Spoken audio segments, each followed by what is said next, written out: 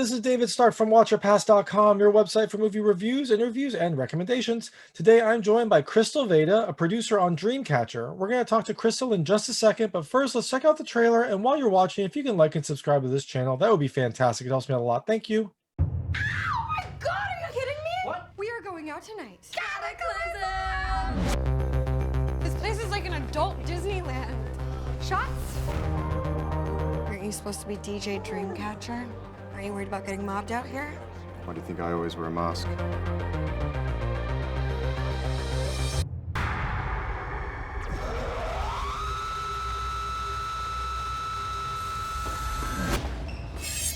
Go, go, go!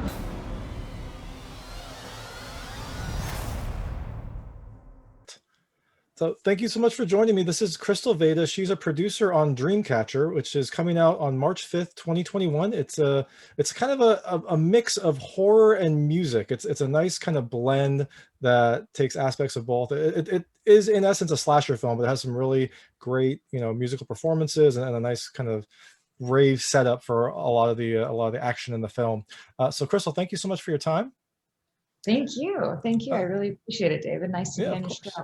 Of course. So you are a producer in this film, and I've talked to one or two producers, but I just don't know a lot about what kind of your day-to-day is like in a film, a film process. I kind of know what the writer does, I know what the director does, but what does kind of the producer do? And my loose understanding is that you kind of wear a lot of hats and kind of just shepherd the film through the process. But if you want to provide some more detail or how you kind of like affected this movie, that would be awesome. I'd love to hear more about it. Sure, that's a great question. I think a lot of people out there actually don't really know how to what a producer does, because there's different types. On this one, I was flat out the producer. My brother and I is my producing partner. We did everything. So in terms of finding the script, developing the script, we knew we wanted to do something. We've been working with the writer-director Jacob Johnson. This is his directorial debut. We've been developing projects with him since 2014, 2015. So we already had a really good working relationship with him. We shared the same taste. So we went to him, we pitched him an idea. He immediately was down to do it. We knew we wanted to do an ensemble. We kind of had the elements of what we are going for, and Jacob just knows our tone. So Jacob went to work in developing he came back. We loved it. So we gave him the encouragement, keep going, keep developing. So with that, we obviously found the director and the writer on that one. And then we did it all. It's like being a parent. Think of being a parent. This rowdy, rambunctious child. You do, because you have to find the script, the director, and then once you have that, then you have to get the money. So we had to put the funding together. And then from there, we started hiring the department heads. So it went from there, we hired our amazing casting director, Jamie Gallagher. So we brought her on, and then we started going to casting. So we started so we did the whole casting process, and that was amazing because I love our actors so much. And because it is an ensemble, we really kind of put everybody through the ringer, and we had to make sure that the chemistry was there. Mm-hmm. So that was cool. And then obviously took meetings with our cinematographer, and we brought in Jacob was there with all of us. So we needed to, and we would interview 3 to 5 people per department, and slowly but surely it started coming together. And then we had to start looking for locations, and you just kind of go one at a time, like building a house, really. And then we shot the movie, and then once the shooting was done, then we had to bring on the editor. So then that process started, and so once we had the product, my brother and I, we had to go find a sales team. So we had to bring on our sales agent. Then we had to go and take several interviews to find a home for it. And that's where we came, and we found Samuel Goldwyn. We had a few offers, but we ultimately wanted to go with Samuel Goldwyn because they just are so deeply rooted, the Goldwyn family, and we really connected with them on they totally picked up what we were laying down with Dreamcatcher. And so, I mean, that's more or less of it, but we're still working on it. We're now working with our PR team and doing getting ready for the official rollout for that. And so to answer your question, David, everything.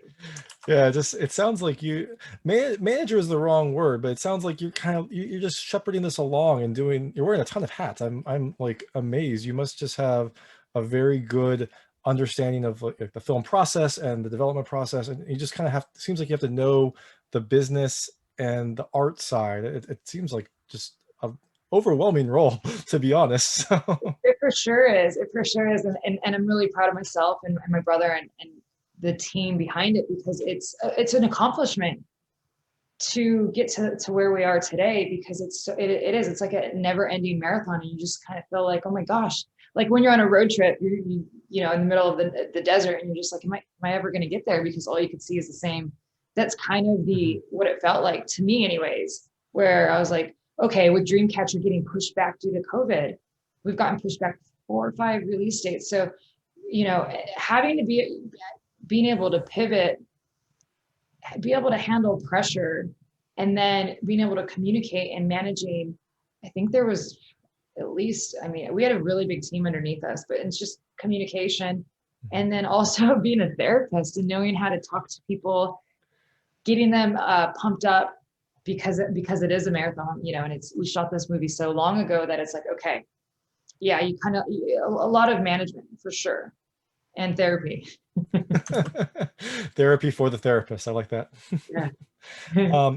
So you mentioned that you kind of had you and your brother had kind of the kernel of this idea that you reached out to the director Jacob Johnston about. So I guess where did this come from? Like, where did your, you know, original treatment for this film come from? Well, you know, I'd love to hear the inspiration.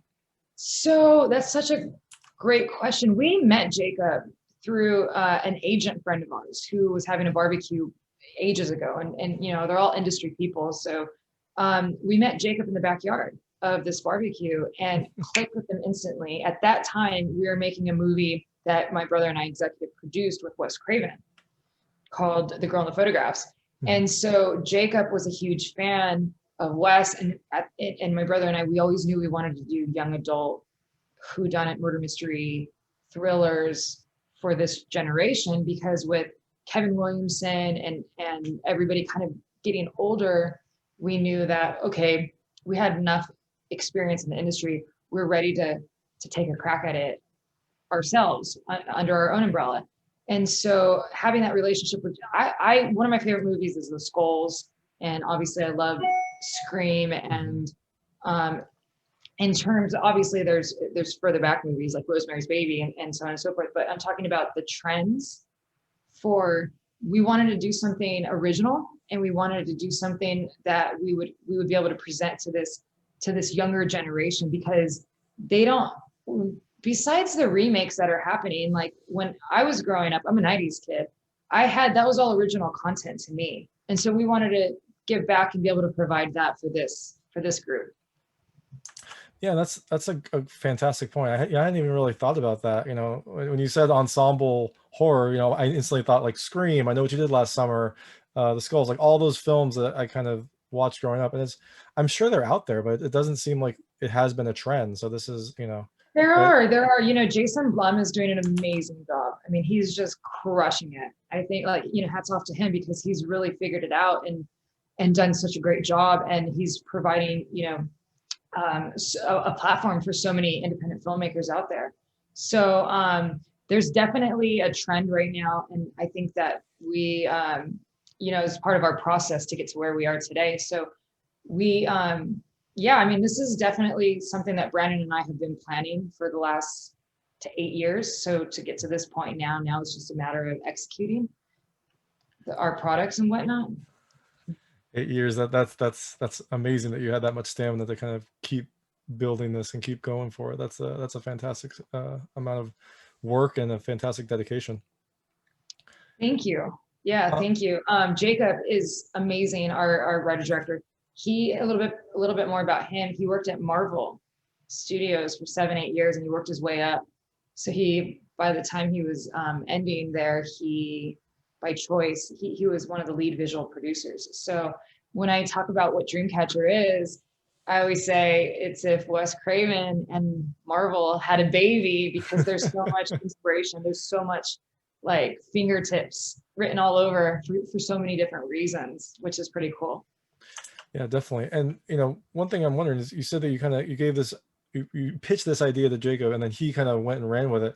how much input did you have after that? I imagine you had some, but also, was it tough to kind of have this brainchild and then let Jacob run with it and kind of develop it in the way that he kind of saw fit?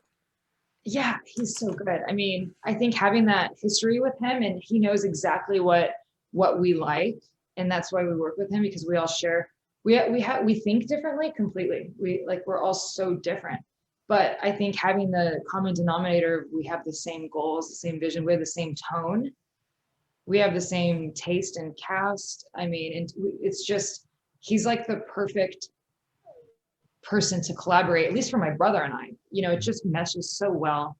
We work seamlessly. It's just, it's almost fate. I think it's fate that we have him, because it's been, almost 3 years now, and you have to really like the people that you work with. And so for us, it's fun every single day. I mean, we Zoom almost every single day, and it's easy to have that stamina when you love what you do and you like the people that you get to work with. Yeah, no, definitely. That's especially for, I don't know if this is categorized as indie or just kind of like a smaller budget production, but especially for movies like this, where you are working with everyone and everyone kind of wearing multiple hats, and you are so directly in charge of all the different roles in the film. You do have to really like each other, or at least be happy to work together. I guess you don't necessarily have to like each other, but you have to get the job done, because you're in such close quarters and the team is so small.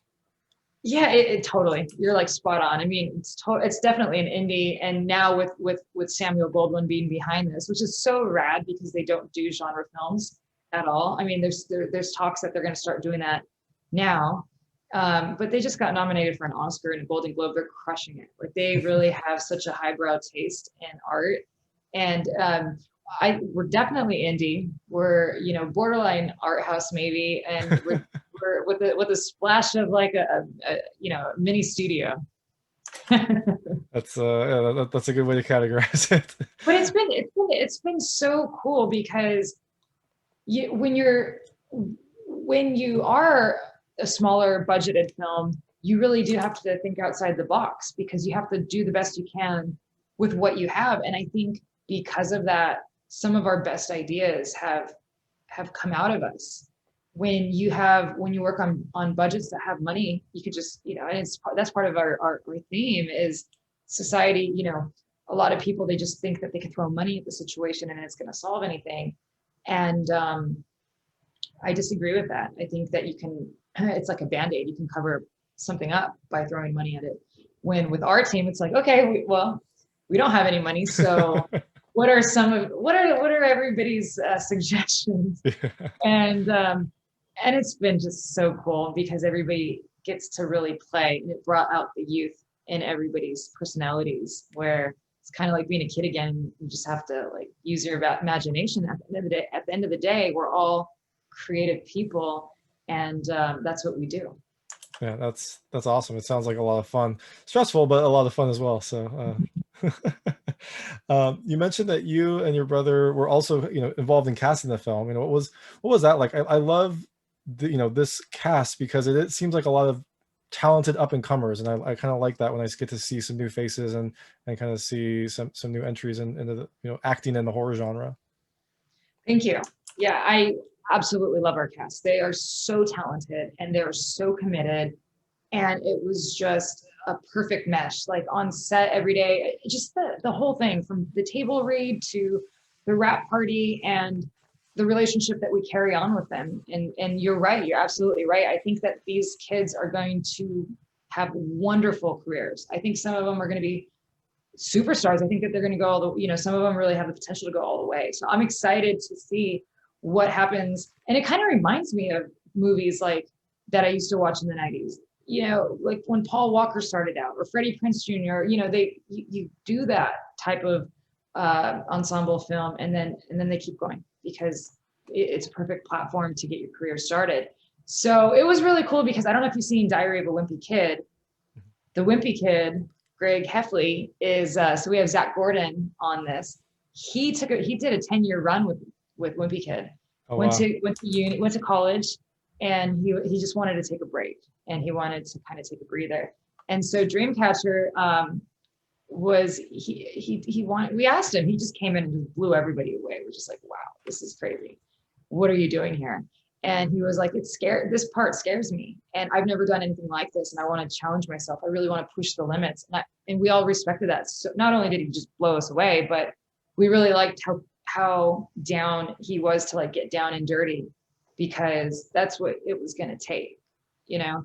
And then, you know, we brought in Nikki Koss, who just came off of her show called Famous in Love that she did. And so she just came in, and once we found Zach, we did the chemistry read with him and a bunch of girls, and they just meshed so well together.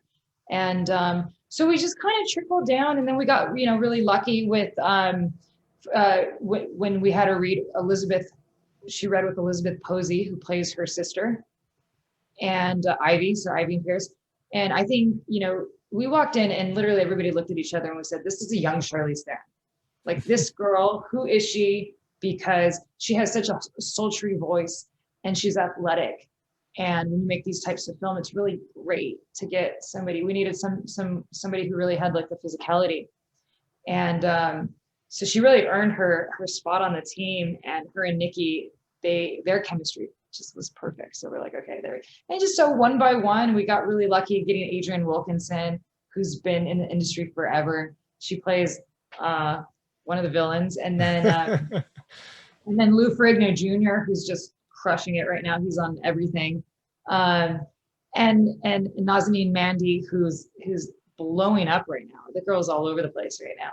And so we really wanted to get seasoned actors that are totally on the rise, because it is a whodunit.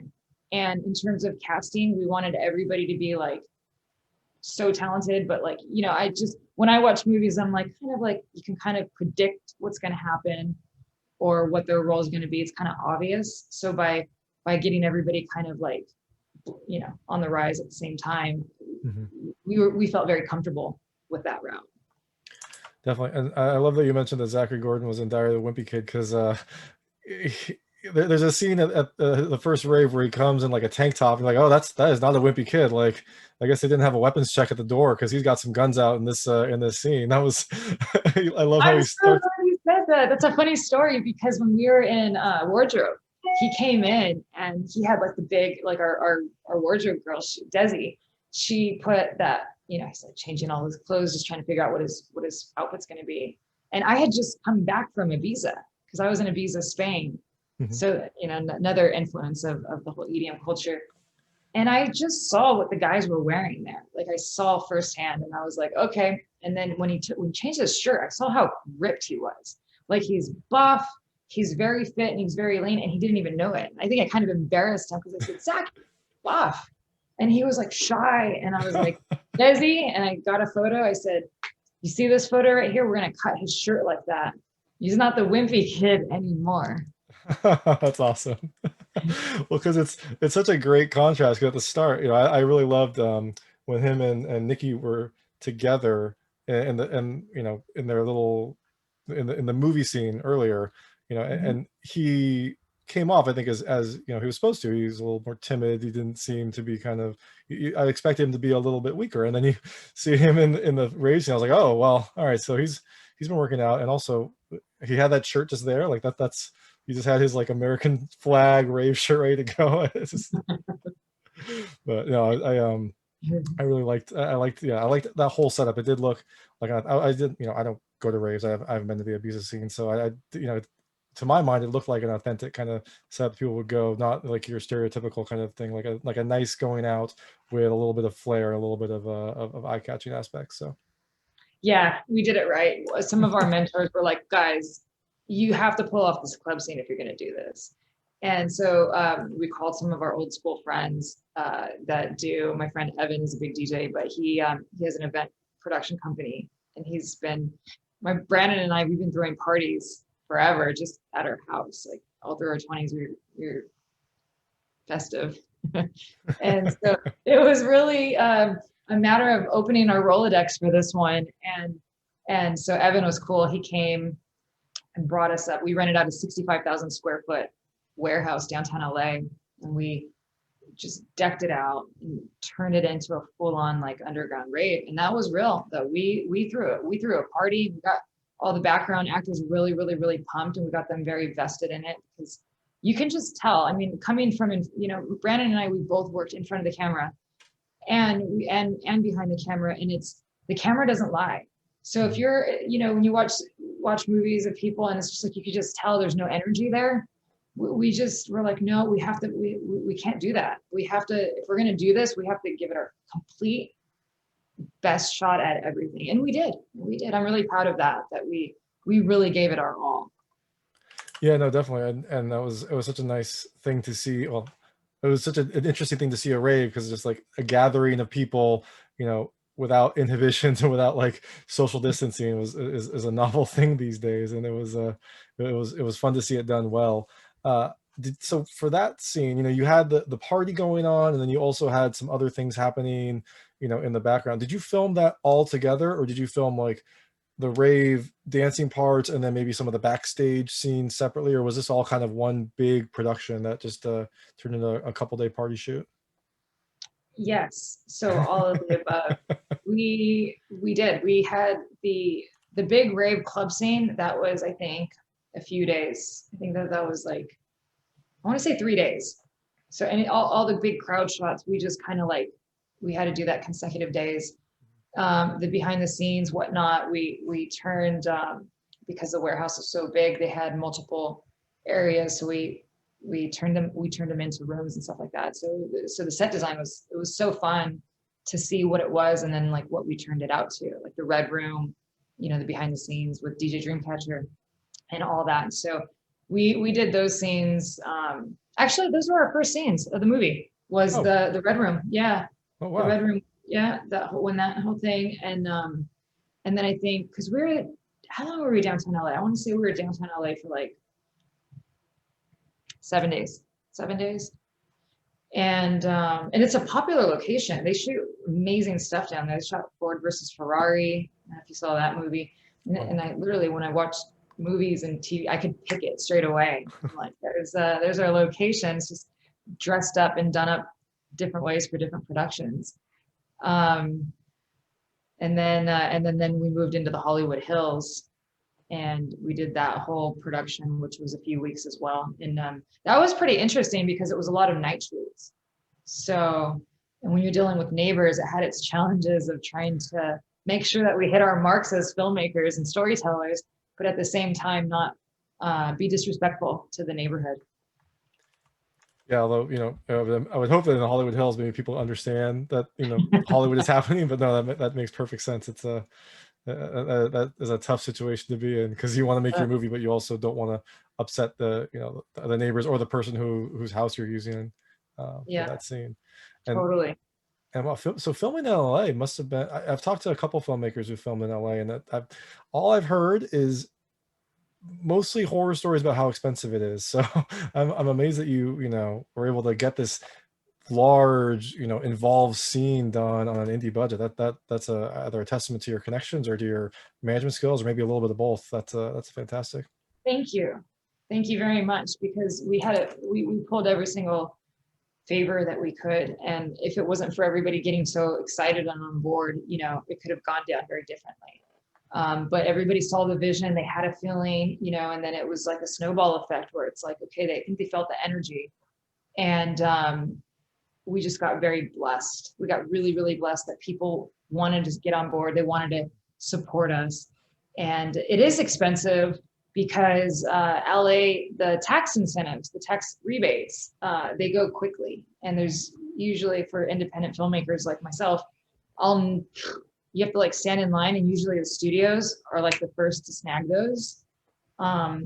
So that's why other people go to different either countries or states where they can get some of their budget back. This is producer talk, but they incentivize you if you shoot, and so we didn't get any of that. The plus side though is that you get all the great talent in Los Angeles, and you don't have to put them up in hotels, and you don't have to pay for airfare, and so I think it kind of worked out. And I think because Brandon and I were from LA, we're from Orange County, LA. I think we ended up winning in terms of this movie because we had just a lot of resources that we were able to have access to. And luckily it looked wonderful in the end. Yeah, no, definitely. It looked all out. You know, you couldn't. You kind of. That's why I was kind of unsure. Like, I thought this was an indie film, but you kind of had. It didn't have any noticeable constraints that you kind of see in indie films. So, I think that's a fantastic job. That's such a compliment. That is such a compliment. I can't wait to tell everybody that you said that. Happy to share. And so for the rave scenes, you know, DJ Dreamcatcher was one of the prominent DJs, but were the other, you know, people that were spinning, were those DJs as well, local artists, or were those actors? I was kind of curious how that worked out, if you got like local talent or people that maybe you had heard before. Yeah, it was a little bit of both. Some were actors and some were one of the DJs came on. She because we're in talks right now to have a movie soundtrack come out, because we have a compilation of I think like 10 to 13 songs. So we're like, okay, again, going back to the old school ways of how things were like when we grew up, we're like, we should drop a soundtrack. And one of the first DJ that came on her name's DJ Eva Shaw. And she's so cool. I mean, I was just on a Zoom with her yesterday. She's so cool and she's so beautiful, down to earth. Started out like as a supermodel, just blowing up. And as she was blowing up, she fell in love with music. I mean, she fell in love with being a DJ. So there she was, like going to her castings. Like, I think she started doing stuff for Victoria's Secret, or I don't know. She was about to go that direction, but she went. And I respect that so much. She ended up going the more artistic way and followed her dreams of being a DJ. So she has a few songs on this, and we actually brought her out, flew her to LA. So she's in the movie as well. And so that's her spinning at the record release party in the movie at the house. Wow. That's her. And so we wanted to keep it really authentic, and we wanted to give opportunity to the music scene, and we wanted to keep it as real as we could. Another guy is out of Australia. His name's Johnny Gleason. And this guy's been there, done that. He's done the whole circuit so many times. He's a little bit older than me. And he came on board, and I told him what I was doing. And he was like, that is so cool. This is perfect timing, because I really want to do something different. And so I said, you know, can I send me some stuff so I can share it with the team? And it was the perfect sound that Jacob wanted, because he wanted like this synth. Jacob's very particular. And he was like, where did you find this guy? That's like exactly what I'm going for. And he's like, guys, I have loads of material that you guys are happy to take a look at. But if you give me time, I would like to make original music. So he went to work. And on one of the scenes, like one of the big rave scenes, when Dreamcatcher's, you know, it's all original music that he created specifically. So Johnny Gleason is the real life DJ and music producer behind Dylan, Dreamcatcher. Oh, that's awesome. And we have really cool. And we have another guy out of he's Hungarian. Was born and raised in Hungary. I think he's in Ireland right now. So we try to help people out. We got another guy named Ben Schuler. He's out of currently Nashville, Tennessee. He's not EDM, but he's kind of like an indie pop rock. And we wanted that Orange County kind of feel, like when we're kind of like transitioning from like night to day and stuff. Like we wanted that kind of like soft indie rock and whatnot. So Ben came on board, and just cool people with that are really, really, really, really passionate, that love what they do. There's so much love put into this project from every aspect of it, and I think it really shows. Yeah, definitely, and that's awesome. I was very curious about the music, because a movie about a DJ, you kind of expect the music to also match up, and it sounds like your passion and vision kind of flowed through to the music as well, which is awesome. I love hearing about all these different DJs that were able to kind of help out and be in the film. That's great for, you know, the film's authenticity, and also great for them as well. So yeah, I mean, there's so many times that like it's really easy to sit back as a movie viewer, and pass judgment on something. And like from my standpoint as a producer on this, we're juggling like 1,000 things all at once, and it's easy. It could be very easy where you're going a million miles an hour. It could be very easy to like be like, oh shoot, So we did the best we could to make sure that we covered our bases, because we wanted the EDM, we wanted the music, the just music in general. We wanted people to feel like that's really cool. We're still putting work into the music side of things, because we didn't want to be posers where they're like, oh, they're just trying to do this. That's the complete opposite.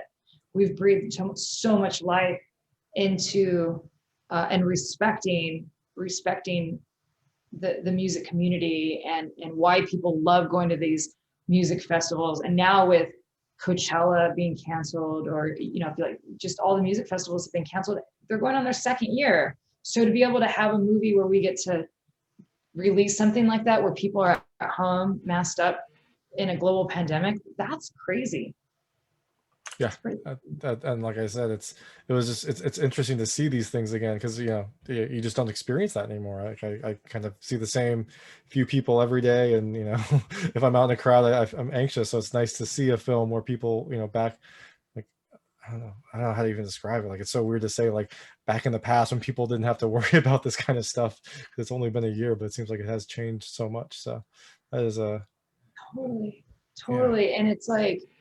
It's just really, because who would have ever thought that something like this was going to happen, to where like, I don't want to say that we as human beings maybe took it for granted, but maybe it's kind of one of those things where you take your health or your body for granted, and then you get like broken finger and you realize, it's kind of like really humbling to think, wow, gosh, we got everything taken away from us, and now here we are at home, having to communicate virtually, and some people can't even hug their own family members, or haven't seen their family members since the pandemic started. So there's a much bigger, there's much, like, we're just providing entertainment, doing our jobs as filmmakers, but there's much bigger picture at stake here, and I just really hope that everybody appreciates what we did, and I hope that they crank it up and they blast it on their television, because even the sound design, our sound designer, his name's Jeff Allen Jones, he's so good, he's like ridiculous.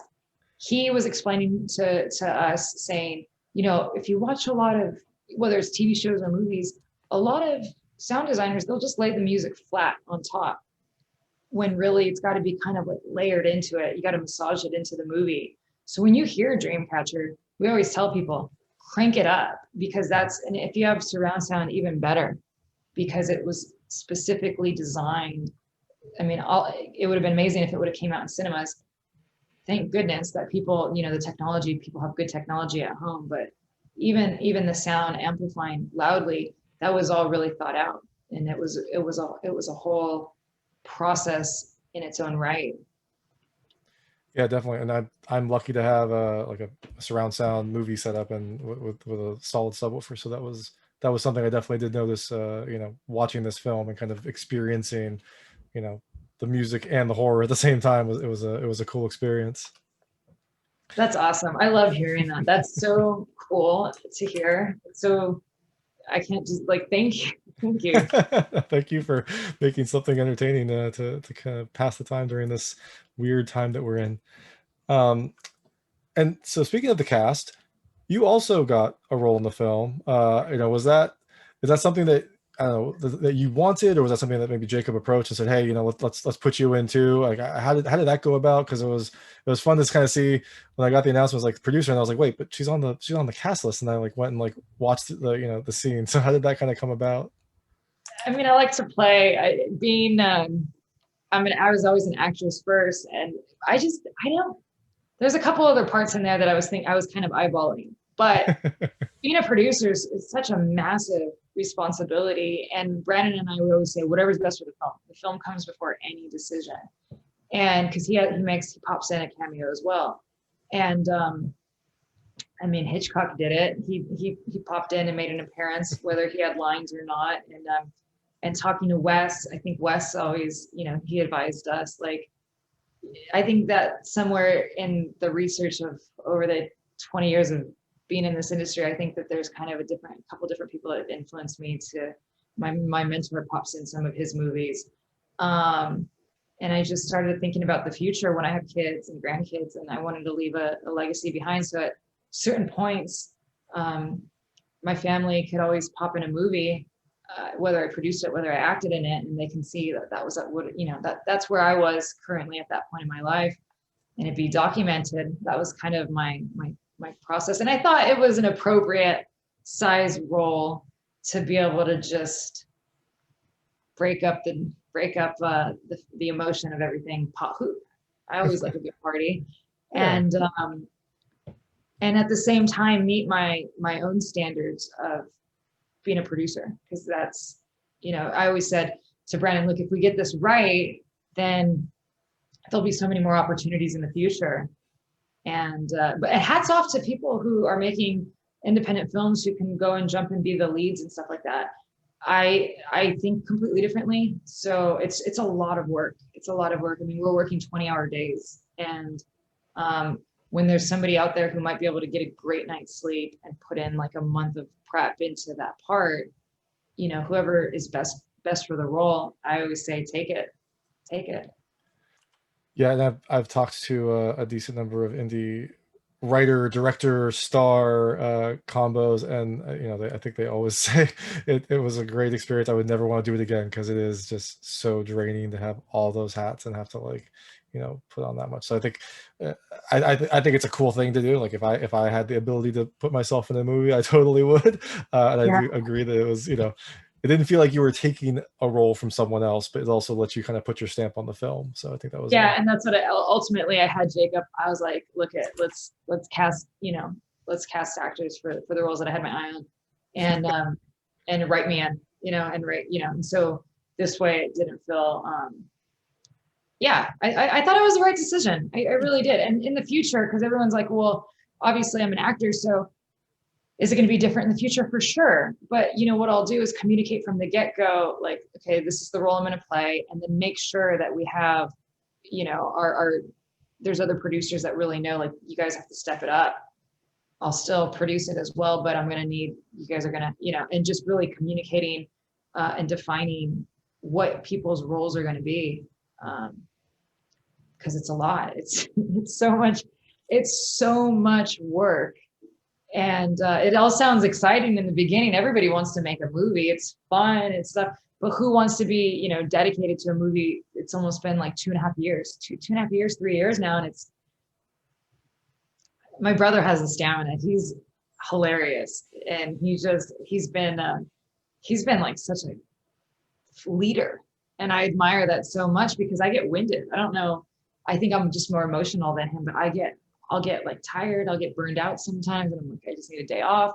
And so I think having an exciting team, man, makes all the difference, for sure, because making a film is such a collaborative experience that you have to hire right. You have to have a team behind you because you just can't do it all yourself. It's impossible. And if you can, I think that you might be crazy.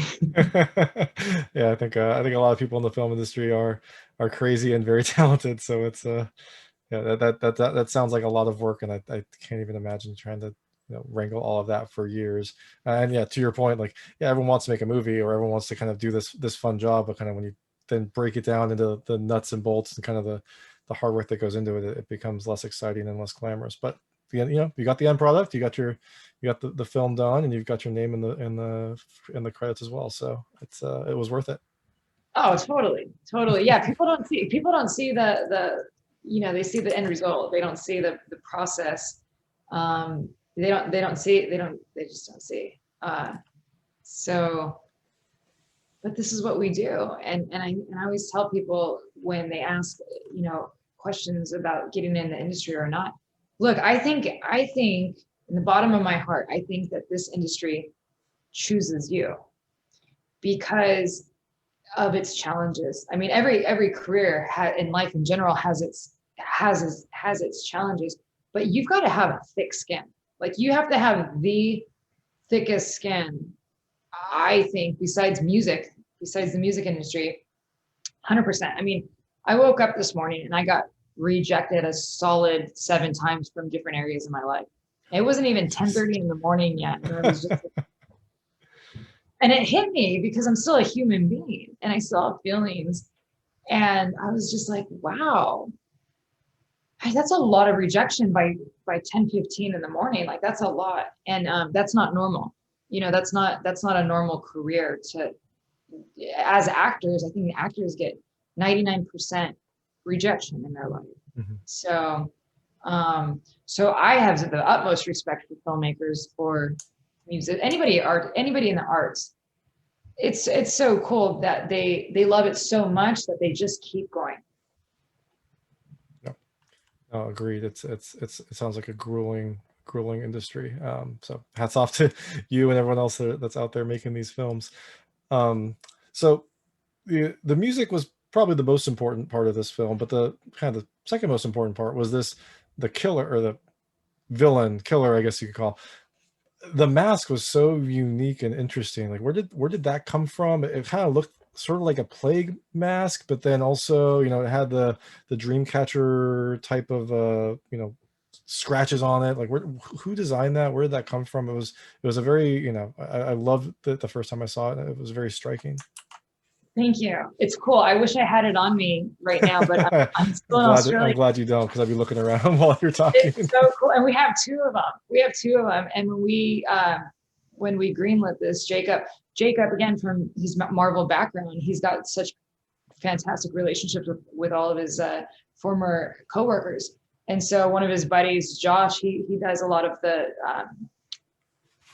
like he's the designer behind Marvel. Like a lot of, like he did all the stuff for Guardians of the Galaxy, and I mean I can't even name his resume, but him and Jacob sat down and Jacob told him, like, this is what I want, and we've got cool sketches of, I think they started out with like 8 different concepts, and then just trying to figure out specifically what Jacob was going for, and then they finally narrowed it down, and it's phenomenal. I mean, it's a piece of art. Like this mask, when you look at it, it's because it's Marvel, you know. And then the company who actually manufactures all the Marvel costumes, like the physical like costume, Iron Man, you know, they produced it because that's how much they believe in Jacob. And I was like, this is incredible. Same thing with our special effects team out of Toronto. They did the dragon for Game of Thrones. Like there's so on that, not only studio level, but like the Marvel level, where it's like their budget's like some of their budgets are like $220 million. And that's the quality and level that we got to work with and collaborate with. And it's just cool because at the end of the day, these are just people who love what they do. They believe in Jacob. They believed in Dreamcatcher. And what a blessing that was. I was like, especially for, you know, for Jacob's directorial debut, what a compliment to him, that I think that says a lot about him as a person, that people are really rooting for him. I know I am.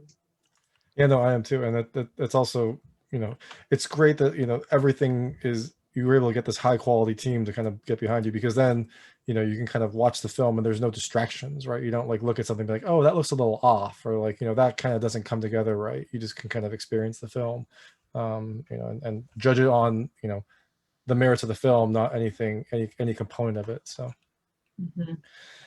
so now, you know, I know that we've been going for a bit. I don't want to take up all your time. I'll move to the lightning round. It's they're just short, lightweight questions that are, you know, they relate to characters of the film, events in the film. I just want to see how your experiences relate to those. You can feel free to pass on any of them. I won't feel, you know, offended, and but I try to keep them very answerable. So is it like a one-line answer, or like a one word, and is it just kind of like first instinct reaction? That's how it probably should be. I mean, if you want to elaborate, I'm happy to listen. You know, some of the best answers have been when people just kind of elaborate some more. So, you know, go what you feel. Okay.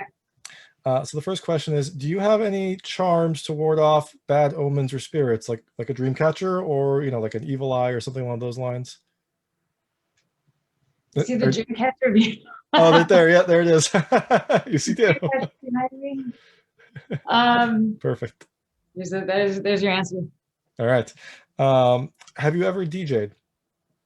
Yes, Awesome. I did my first student film when I moved to LA. I booked a lead in a student film for it was a guy by the name of Sean Cannon. It was his thesis project, and I played this Latina DJ who comes from a broken family. So I went through the full training on how to Oh, actually wow. DJ.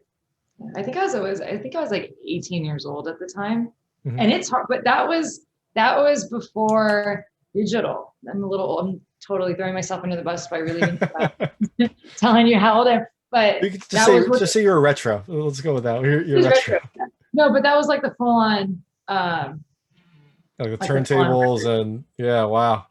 That's awesome. That is a skill. Yeah. Now it's just, putting on Spotify, and if I don't like the song, next. Yep. Yeah. What was the last concert that you went to?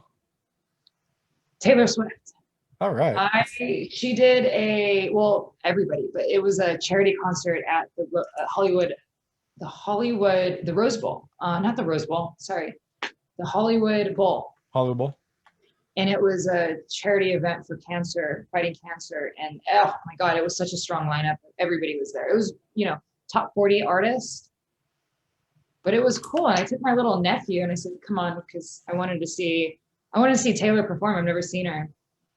And, but like the Jonas Brothers were there, and Lizzo and Billie Eilish, who I think that she's just awesome. Camila Cabello, from what I remember. Marshmello, I really wanted to see Marshmello play because, we kind of in the same more, I just kind of wanted to see. So I think that there was a lineup of like 10 people. And who would have thought right out, soon after that, I'm glad I went to that concert because that was the last concert I went to. Yeah, that sounds also like a fantastic lineup, and being in the Hollywood Bowl would be an experience for that type of a show. That was cool. Yeah. Have you ever been backstage at a concert or performance? Yes.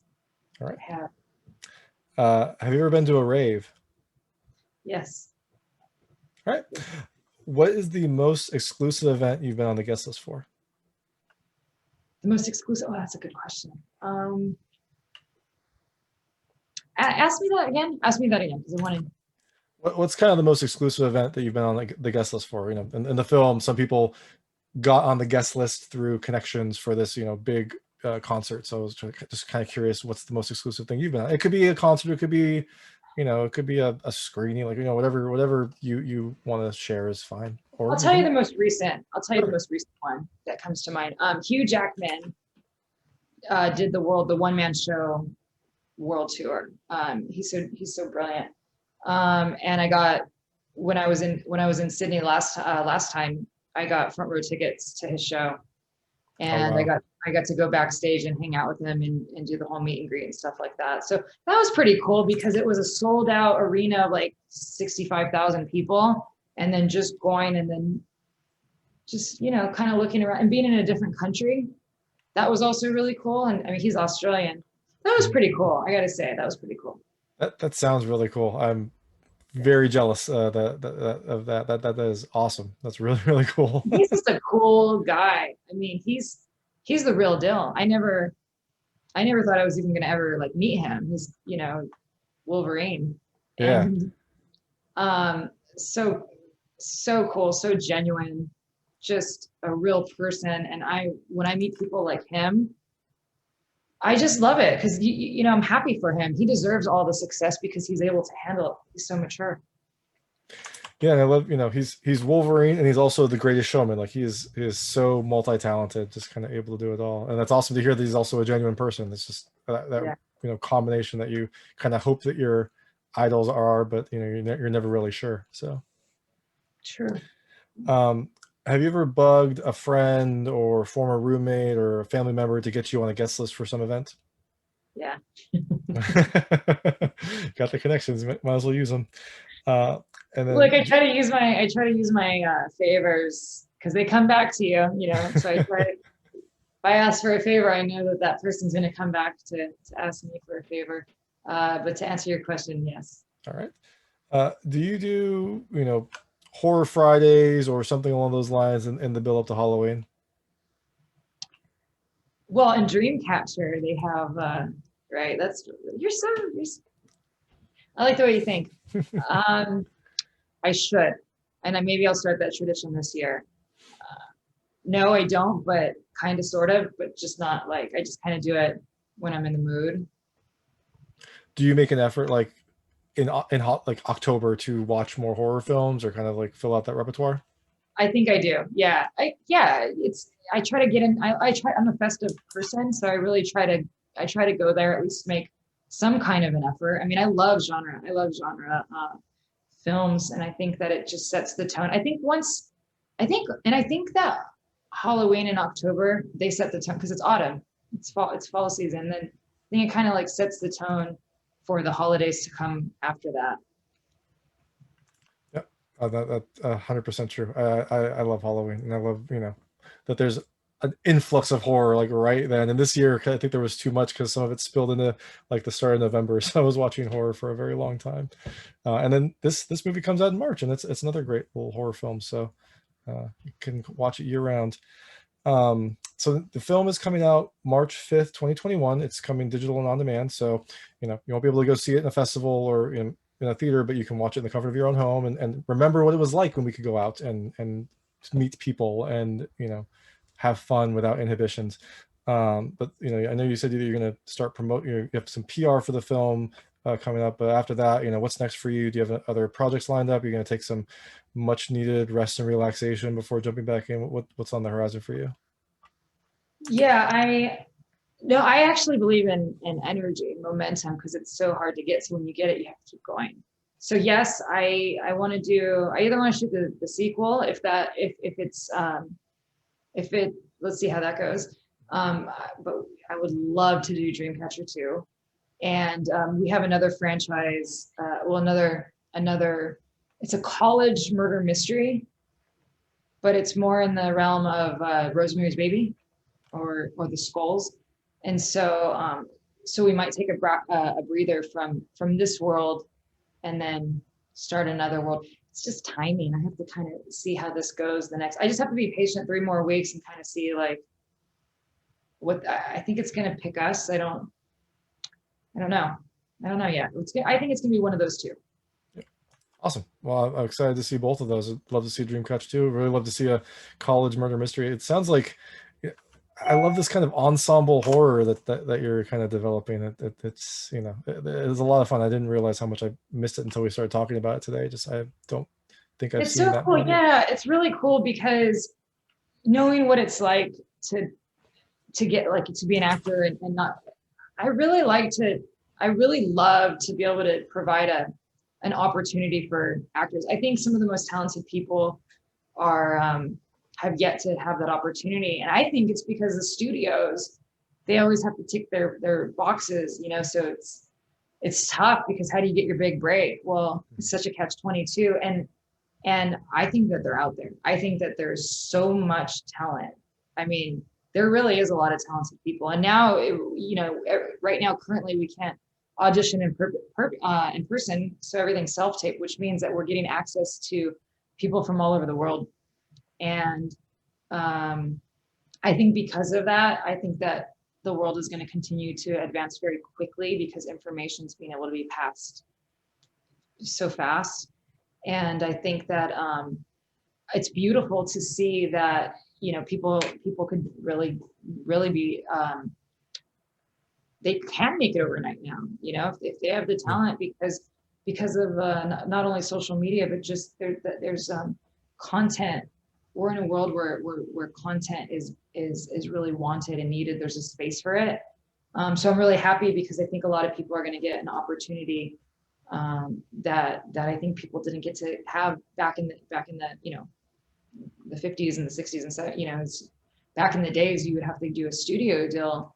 And you'd be locked. You'd live on the studio lot, and you would just work. They would just put you on a contract, and it was very different. And I'm really happy to be part of this era where we could go and find somebody off the street and put them in the movie and say that person's going to be a star. That's cool. I really, really enjoy it. And I really it's really cool. It's a really cool feeling. Definitely. And hopefully it keeps happening, because this, I'd love to see the next films that you do and also that Jacob does. It's an exciting time for all of you. So thank you so much for joining me, and check out Dreamcatcher on March 5th, 2021 on digital. And thank you so much for your time. Thank you. This was a lot of fun. Thank you so much, David. I really appreciate it. And I just Awesome. realized you're laughing. Thank you. That was Krystal Vayda from Dreamcatcher. Dreamcatcher is being released digitally and on demand on March 5th, 2021. So you don't have to go to a rave to see it. You can check it out in the comfort of your own home. If you like this interview, please like and subscribe to this channel. It helps me out a lot and make sure all my new interviews go straight to you. And as always, please go to watchyourpass.com for all your movie reviews, interviews, and recommendations. Thank you.